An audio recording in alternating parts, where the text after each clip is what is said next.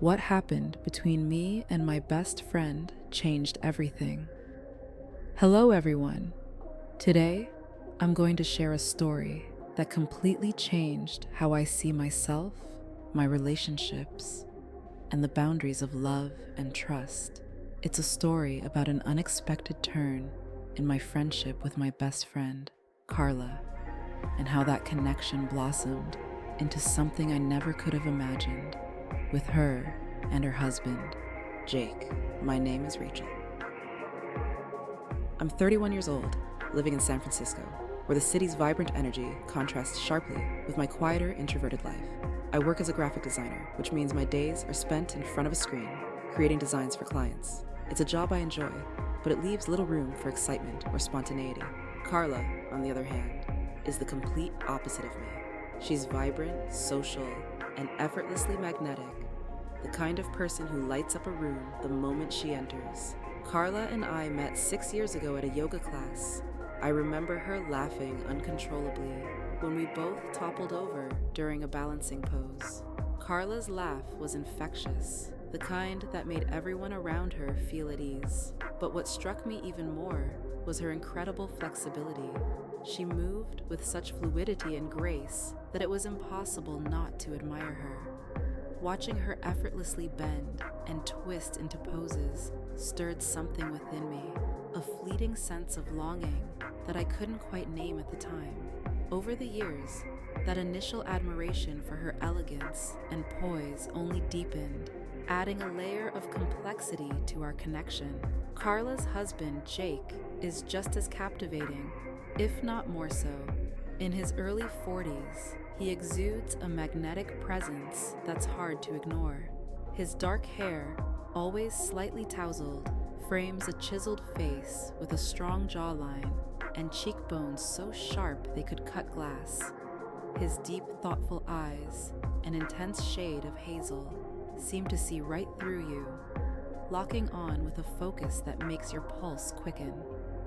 His broad shoulders stretch the fabric of his shirt, just enough to hint at the powerful frame beneath, and every movement he makes is deliberate, confident, and unshakably masculine. Jake's quiet charisma is almost hypnotic, the kind that draws people in without him even trying. There's a subtle roughness to him, a faint shadow of stubble on his jawline, the way his shirt clings slightly to his chest, hinting at a strength that feels both protective and commanding. And then, as he leans back casually in his chair, my gaze accidentally drifts downward to where his jeans fit just a little too well. The fabric pulls snug around his thighs, and a faint outline beneath the denim draws my attention before I quickly look away, heat rising to my cheeks. Together, Carla and Jake are the epitome of a perfect couple. Charming, alluring, and seemingly untouchable. Or so I thought.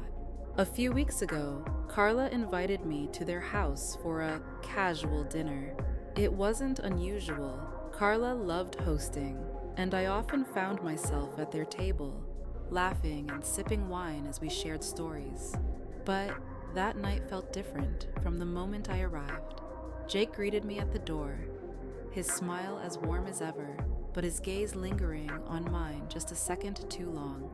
"Rachel," he said, his deep voice laced with genuine enthusiasm. "You look incredible tonight." "Thanks, Jake," I replied, my cheeks flushing. I hadn't done anything special, just a simple dress and a touch of mascara, but the way he looked at me made me feel like I'd stepped out of a dream. Carla appeared moments later, her arms outstretched as she pulled me into a tight hug. "You made it!" she exclaimed, her signature perfume, a mix of jasmine and vanilla, wrapping around me like a comforting blanket. "You're going to love tonight. We have so much to talk about." We sat down to dinner, and as the evening unfolded, I couldn't shake the feeling that something unspoken was hanging in the air. Carla and Jake exchanged subtle glances, their smiles carrying a hint of mischief. At one point, Carla leaned in closer, her voice dropping to a playful whisper.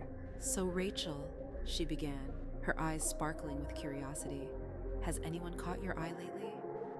The question caught me off guard, and I laughed nervously. "Not really," I replied, trying to deflect. "You know me. I'm better at designing romance on a screen than finding it in real life." Jake chuckled, his gaze fixed on me. "That's a shame," he said softly. "A woman like you shouldn't be alone." My heart skipped a beat at the intensity in his eyes. I glanced at Carla, who was watching us with a knowing smile. As I tried to process Jake's words, I suddenly felt a soft, deliberate pressure against my ankle. My eyes darted to Carla, but she was still smiling innocently, as if nothing was out of the ordinary. The pressure slid upward slowly, her bare foot tracing a path along my calf, her touch both teasing and deliberate. My breath caught in my throat as her toes grazed the inside of my knee, the movement so subtle that Jake wouldn't have noticed. My cheeks flushed, and I quickly took a sip of my wine, hoping to disguise my reaction. The conversation moved on, but the tension lingered, subtle but undeniable. Carla's foot didn't stop, her touch growing bolder as she slid her toes higher, her eyes meeting mine with a mischievous glint. I swallowed hard, my pulse racing, as I struggled to maintain composure. The table felt like it was closing in, every sound and word around me fading into the background. Jake leaned forward, oblivious, his voice breaking through the haze. "You okay, Rachel?" he asked, his tone genuine. "Yes," I replied quickly, my voice a little too high. "Just, the wine's hitting me, I think," Carla smirked, finally withdrawing her foot, leaving my skin tingling and my mind spinning. "Maybe it's time to move to the living room for drinks," she suggested, her tone light, but her gaze filled with meaning. "Good idea," Jake said, standing up and grabbing the wine bottle. "Let's make it a little more comfortable." As they led the way, I couldn't help but glance at Carla, who winked at me, her lips curling into a satisfied smile. My heart thudded in my chest, the memory of her touch still burning on my skin. Whatever tonight held, I knew one thing for certain. Nothing about this evening would be ordinary. As we moved to the living room, the dim lighting and soft cushions created an intimate atmosphere, and I found myself relaxing, letting go of the day's stress. Jake lit a few candles, their warm glow adding to the cozy ambiance, and poured us each a glass of wine. His fingers brushed mine as he handed me my glass. The touch was brief, but it sent a shiver down my spine. Carla noticed. "Are you cold?" she asked, her tone innocent, but her eyes gleaming with something else entirely. "A little," I admitted, my voice quieter than I intended, avoiding Jake's gaze.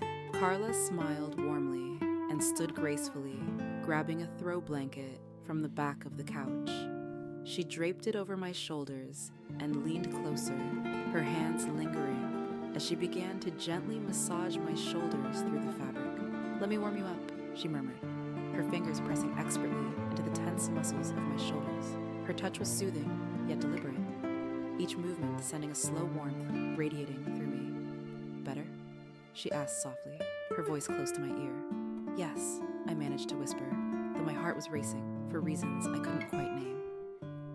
The three of us chatted, the conversation flowing effortlessly, as always. But this time, there were moments when Carla's hand would rest on mine a little longer than usual, or Jake's eyes would linger on me with an intensity that made my heart race. At one point, Carla leaned in, her voice dropping to a teasing tone. "You know, Jake and I have been talking about you," she said, her lips curling into a sly smile. "Oh," I replied, trying to keep my tone light. "What about?" Jake answered this time, his voice steady but soft. "About how lucky we are to have you in our lives. You've become such a big part of us, Rachel. We couldn't imagine things without you." His words, paired with the way he looked at me, sent a wave of warmth through me. I felt a mix of emotions, gratitude, confusion, and something I couldn't quite name. As the wine flowed and the conversation grew bolder, Carla suddenly asked, "Rachel, have you ever thought about being with a couple?" I nearly choked on my wine. "What?" I asked, laughing nervously. Carla grinned. "I'm serious. Jake and I have always been open to the idea. And, well, we think you'd be perfect." I stared at her, unsure if she was joking, but the look in her eyes told me she wasn't. I glanced at Jake, who gave me a small, reassuring smile. "We're not trying to pressure you," Carla added quickly. "We just wanted to be honest about how we feel. You mean so much to us, Rachel, and we trust you completely." The room fell silent, the weight of her words settling over us. My mind raced, trying to process what I had just heard. A part of me wanted to laugh it off, to pretend it was just a joke. But another part, a part I hadn't acknowledged until now, was intrigued. That night, as I lay in bed, their words echoed in my mind. I couldn't stop thinking about the way Jake's eyes had lingered on mine, or the way Carla's hand had rested on my arm. It was as if a door had been opened, revealing a side of myself I didn't know existed. The following week, Carla and I met for coffee, and she brought it up again. "I hope we didn't scare you off," she said, her tone gentle. "No, you didn't," I replied honestly. "It's just a lot to think about." Carla reached across the table, her fingers brushing mine.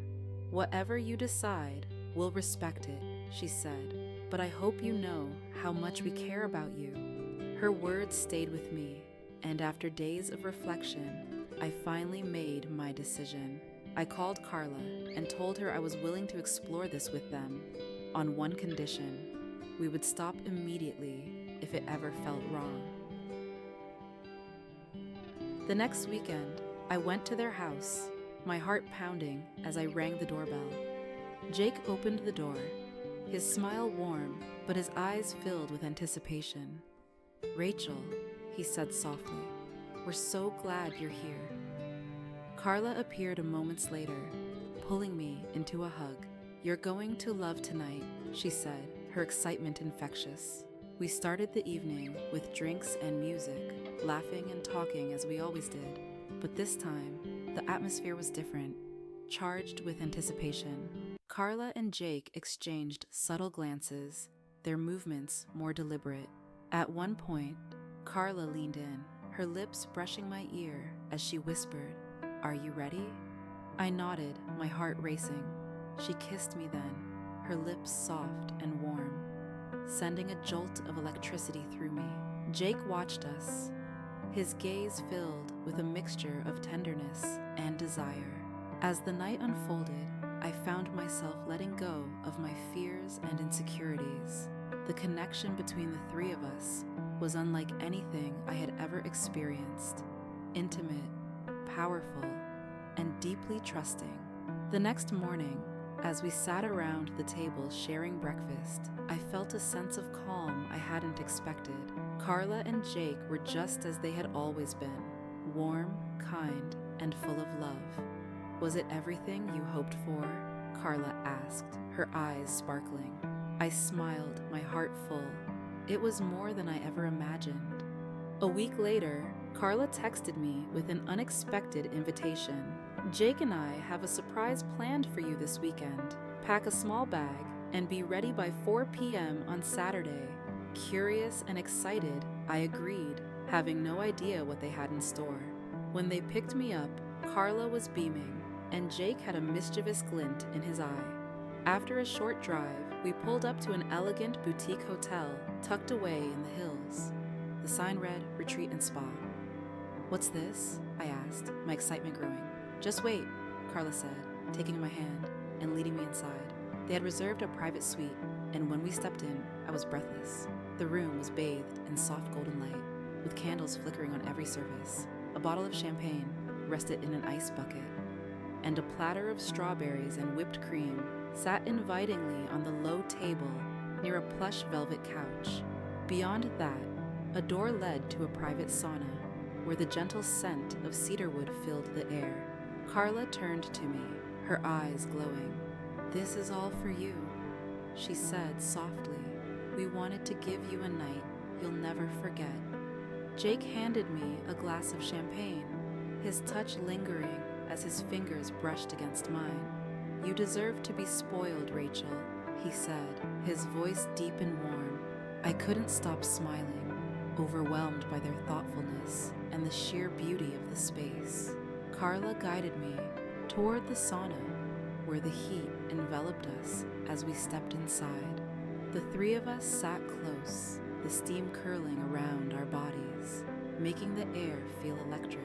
Carla leaned into me, her fingers tracing light patterns along my arm, while Jake watched with a quiet intensity that made my heart race. "Relax," Carla whispered, her lips brushing against my ear. "Tonight, everything is about you." After the sauna, we moved to the couch where the champagne and strawberries awaited.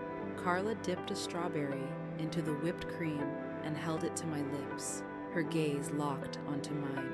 I took a bite, the sweetness exploding on my tongue, and before I could react, Jake leaned in, his lips capturing mine in a kiss that left me breathless. Carla smiled, her hand gently resting on my leg, her touch sending shivers through me. The rest of the evening felt like a dream. Their hands, their lips, their warmth. It was as if they knew exactly what I needed, what I had been longing for but never dared to ask. Every moment felt like the perfect choreography of pleasure and connection, each of us attuned to the other's needs and desires. The next morning, as the sunlight filtered through the curtains, I lay between them on the oversized bed, my body deliciously sore and my heart full. Carla ran her fingers through my hair, her touch tender. "So," she said softly, "was it everything we promised?" I turned to her, my eyes welling with tears of gratitude and joy. "It was everything," I whispered, "and so much more." Jake leaned over, kissing me gently on the forehead. "Good," he said, "because this is only the beginning." That day changed everything for me. It wasn't just the indulgence or the passion. It was the trust, the connection, the feeling of being truly seen and cherished. From then on, our meetings became more frequent, and each time, I left feeling more fulfilled, more alive, and more at peace with myself than ever before. That night at the spa had opened a door to a part of me I hadn't known existed, and I never wanted to close it again. From that night on, our bond grew deeper, and the three of us began meeting more frequently, each encounter more intoxicating than the last. Together, we created a private world where pleasure and trust intertwined seamlessly. Every moment with them felt like stepping into the most exquisite paradise, a haven of unrestrained desire and connection. These nights became the pinnacle of my existence, leaving me utterly consumed and fulfilled in ways I'd never thought possible. Each time I left their home, it was with trembling legs and a satiated heart, barely able to pull myself away from the blissful exhaustion that followed our passionate nights. I didn't want it to end. I couldn't imagine life without the euphoria they brought me. This wasn't just an experience, it was the most cherished and exhilarating chapter of my life.